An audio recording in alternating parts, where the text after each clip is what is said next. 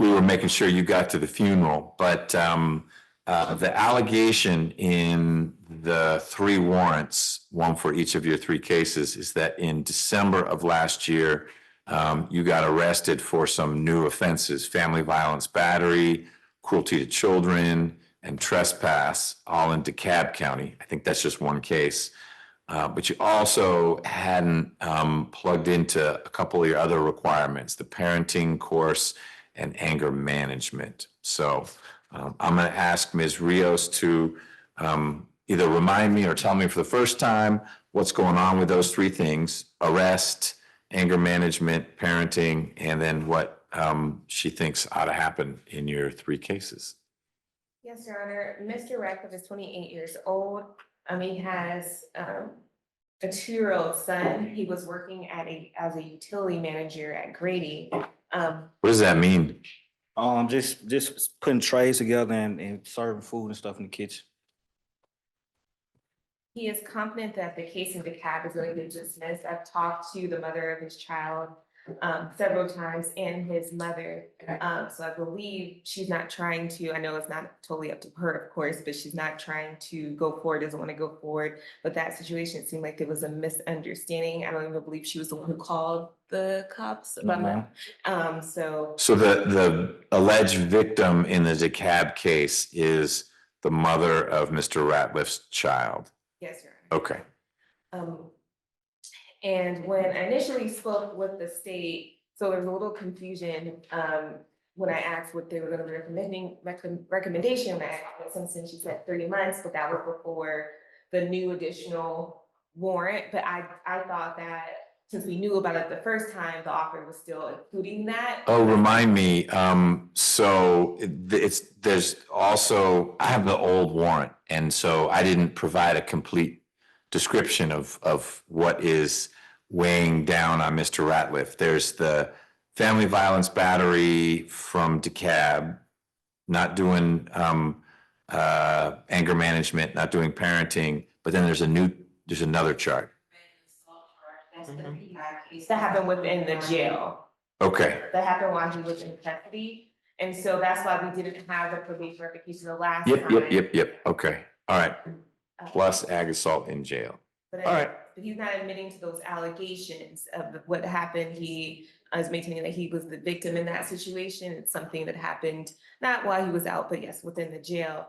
And he likes to get out and provide for his child. I'm asking for what I initially thought the offer would be, which is revoke.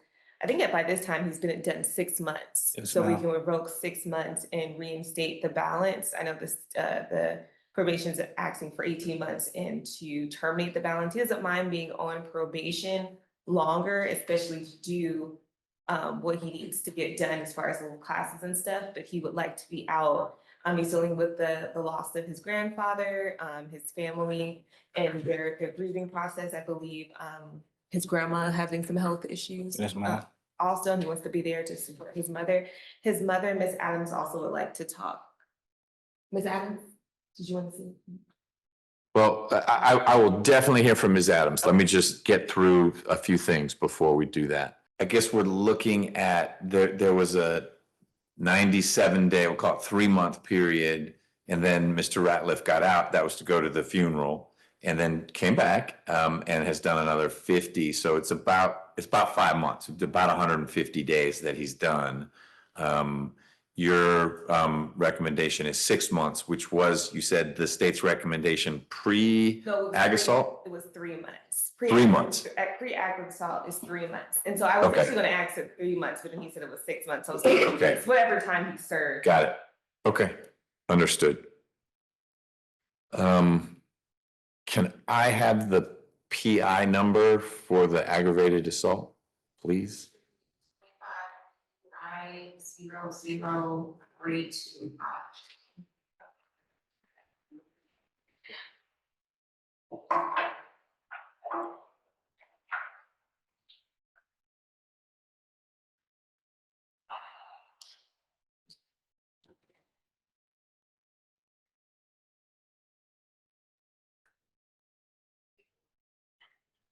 Okay. Now I can hear from Mom. Yeah. Ms. Adams, if I need you to come to a microphone so the court reporter can hear you, just, Can she, that's been the mother of the child, can she wants to speak too? okay. One at a time, this obviously. Oh. Okay. Don't touch it. Hi, Judge. How are you? I'm okay. How are you? I'm wonderful. First off, I have two things. First off, I would like to say thank you for allowing my son to be able to attend my dad's funeral. That's one of his last wishes. And secondly, what are you all feeding him? Jesus Christ, my son has never been that big. Is that a good thing or a bad thing? That's I mean, some moms like to see meat on the bones of their boys, and other moms are worried that, Ooh, oh no. I'm Okay. cheating. He Well- can come home and he can eat correctly. okay, That's not eating right. all right, I'll let the sheriff know. I don't know that most people have that experience, but what else do you want to share? Well, first off, this is my son, and I know he's tired. He's tired of coming in and out of this system. He talks to me a lot, and we're all are tired. And at this age that he's at now, he spent the majority of his 20s incarcerated, in and out, in and out. I blame myself sometimes because I was a single mom. I did what I could. As he got grown, maybe I should have been more attentive, but I had to work all the time. That's not an excuse for some of his decisions. So with that being said, I'm hoping Irene now has done so much time, has thought about it, has seen how it has affected us as a family, his son, that now he's ready to walk the straight path. And actually, on my job, I'm also a chef at the Bell Yard, and I'm a chef at the Starling Curio. Well, we have a program there called Georgia Works, and we are sponsors of that program. I actually have a meeting with one of the colleagues next week with my executive chef to see if maybe we can get him enrolled in that program where he can be at the Bell Yard. He'll be working, doing positive things, getting his life back together. It's not too late. I know you all looking at his background, and I know you see what I see, and it just looks like it's just miscombobulated and all over the place, but it's not too late. It's not too late. It's what he wants to do. That's what this is about. It's what Irene Namir Ratliff wants. We can want the best, but it's up to him. But I'm just coming to you to let you know, as a mother, I'm never going to let my son go. I'm going to be there for him. I'm going to support him. I'm a little emotional today because today was the anniversary of my dad and mom's 64th wedding anniversary. They would have been married 64 years. So I'm kind of emotional because I've been on the phone with my mom all day trying to keep her okay. But she wanted me to tell you all that she loves you. Irene, she loves you. She wants the best for you. And that's it. That's all I have to say, Your Honor. And thank you. You're welcome. Tell me the name. It's called the Bale Yards? It's the Bell Yard Hotel. It's up by Howell Mill Road. Okay. Yeah, we have a Georgia Works program there. And this is the Georgia Works, the Darlene Schultz, like Georgia Works is a program you have, or it's like the Georgia Works program where they take young men who are trying to emerge from having been in custody and, Certified program, yes, yeah, sir. okay, great. Yeah. Well, I appreciate you sharing all that, and happy anniversary to your folks. All right. Thank you. Hi there, you are? Asharia McCrimmon Bailey. Can you say your last name again? McCrimmon Bailey. Got it, Ms. McCrimmon Bailey. Thank you for being here, and tell me how you're connected to Mr. Ratliff. Yes, I'm his child's mother. Okay? What do you want to tell me? I just wanted to start out by saying that, like Ms. Rio stated, we do have a 2-year-old son. He has been incarcerated 6 months, including another county in Rockdale. He did a month there before he came to Fulton County. Outside of that, he's only been around my son for about 5 to 6 months before he's been incarcerated. Mind you, he had came out of prison last year of October. So in between that time, he hasn't really been able to fully connect with our son. Yes, he has been there every single day that he has been out. He's been active financially, emotionally, physically, in all aspects that he should be. But I just don't think that he should be taken away further to where he can't even, it's like, I don't know, I just feel like he should be given another opportunity, at least to be a father. Like, he's an active father. He's there for his child. He does what he needs to do for his son. Yes, we did, have a situation that was a misunderstanding and it was taken out of proportion than what it should have been. He's not, we're both wrong in the situation and things were misinterpreted. I did not call the police. Actually, someone else did. And Who called the police? I'm not sure. A neighbor. Yeah, I'm not sure. But Okay. it wasn't me. And the police decided to move forward. I have been working actively with the prosecutors over there in DeKalb, trying to get the case dismissed. I have on file a waiver of prosecution and affidavit, and so do they. It probably would have been dismissed by now, but he's been incarcerated. He missed his court date. So we are trying to get him out so we can get that case handled and dismissed so he could prolong with his life, anything else that's hindering him as well. So I just hope that you take, what me and his mother have said into consideration. He's not a bad person. I do understand he has a background, but sometimes you can be wrong place, wrong time. Sometimes you can be around the wrong people. And, there's always the opportunity for people to do better and change. And so I just hope that, he is given another opportunity to do so. Like he has worked previously, he's willing to get out and work and do whatever he needs to do to continue to be an active father for his son.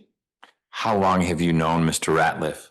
5 years. 5 years. Yeah. Oh, he was in prison for some of that, or he was out? How did you meet him? When I first met him, he was out.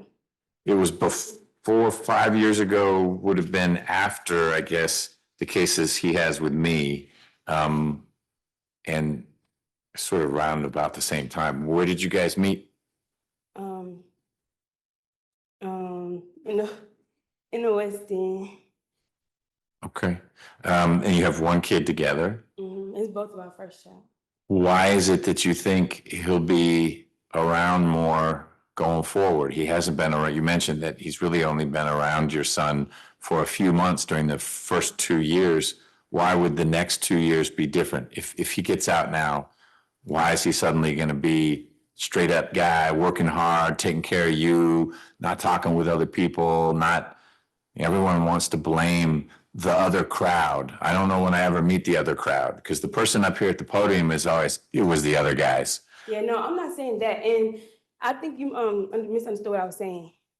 I had my son when he was in prison. Okay.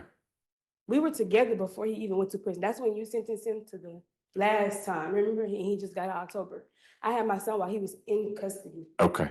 That's why he wasn't around. But ever since he's been out, he's been around. He's been in my son's life in every aspect as he should be. He helps take care of household, financial. Since he's been gone, I've been struggling.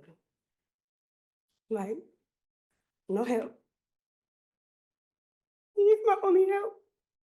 I don't have nobody else.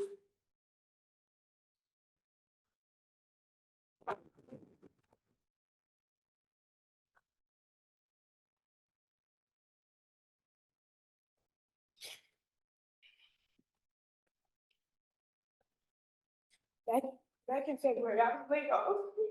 I haven't been working since. Where were you working?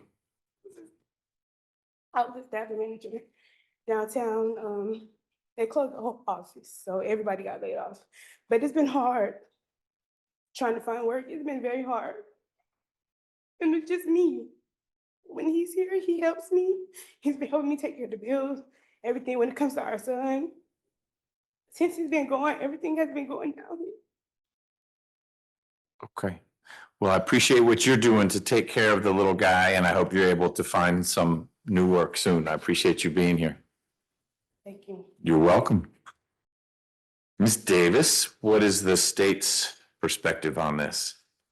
Your Honor, we are in line with probation's recommendation. It was to revoke 18 months and to terminate, I believe, the balance for all of the cases. Ms. Simpson, you can correct me if I'm wrong, so that. Okay, the three cases here, there's a little more than 4 years left. So it would be shut all those down and then Rockdale would have whatever's left. Case supersedes that time that we have here. It runs longer than, Yes. okay. And what is it for? Case is for 2 counts of terroristic threats. And do you have a sentencing date? Disposition date is May 2nd, 2023. Okay. Got it.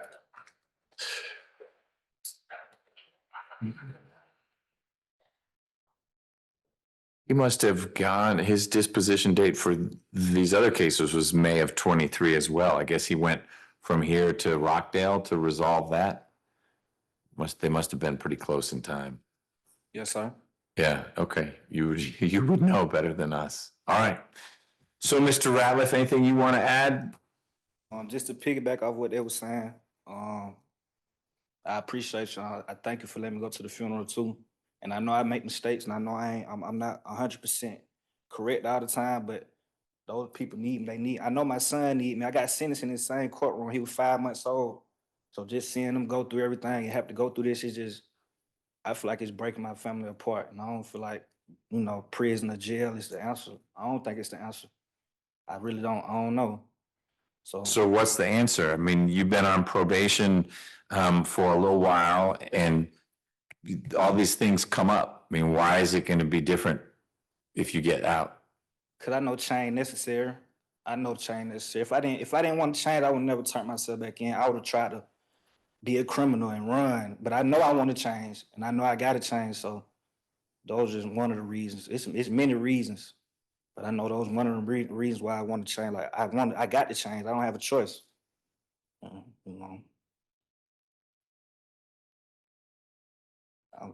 don't know. I'm just tired of jail. Okay.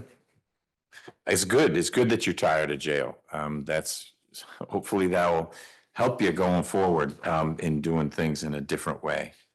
Well, Mr. Ratliff, I do find that you violated the terms. Oh, what about that parenting and anger management? You just never got around to that? I never had a chance. Okay. I found out I got out of prison. I had to be a father. I had to, support my son. I never seen him, but that was my first time ever being around him. He was turning 2. You were actually parenting. You didn't need classes. You were doing the real thing. Yes, sir. Okay. All right. Well, you still need to take care of those. Life is going to be busy. I do find that you violated the terms of your condition, of your probation, through the 2 arrests, as well as failing to get involved with the parenting course and anger management. What I'm going to do, Mr. Ratliff, is revoke 6 months of your probation, but that's 6 months from today. So it's not the 5 months that you've done. And I will close out your 3 Fulton County case. Actually, you don't need to worry about doing the parenting class or the anger management because I'm closing out the probation after that. So 6 months revocation, and that will address all 4 of the violations of probation to include a felony arrest here. You'll just need to deal with Rockdale on a going forward basis, okay? Can I do weekend jail, Your Honor? You're gonna do what we just talked I about. never had a chance to have an alternative besides jail. I always get sentenced to jail. So you may feel like you haven't had lots of opportunity in life. You have a mom who's doing her best for you. You have a mother of your child who is doing her best to raise the child. And you have had lefts and rights that you could take. You have chosen to take the paths that you've taken. I listened to your mom And I hear that you may have fallen under the influence of some other guys, but you picked up 3 different felony cases and they didn't all involve those other guys. I picked up 1 felony, Your Honor, and I've been incarcerated and caught a charge while being incarcerated. So I didn't explain it well, but you in fact had 3 different felony cases with me before, 1, 2, 3. That's what you were on probation for. And I was doing a bad job of explaining it, but you were complaining to me, gosh, all I ever do is get jail time. And my pushback was, well, you've made a series of choices from 2018 onward to do stuff that gets you in trouble. Your mom's not making those choices. And while I hear her that you may have been rolling with a particular crowd, there's no group liability. You know, some of these cases that you pled guilty to, you were the only defendant. It wasn't 5 guys, it was you.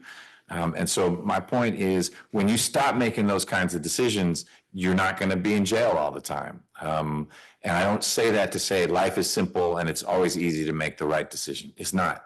If you're hustling to make money for you or your family, you may feel like, hey, the good money is right here, but it's risky money. But you may do that because it's more money for your family.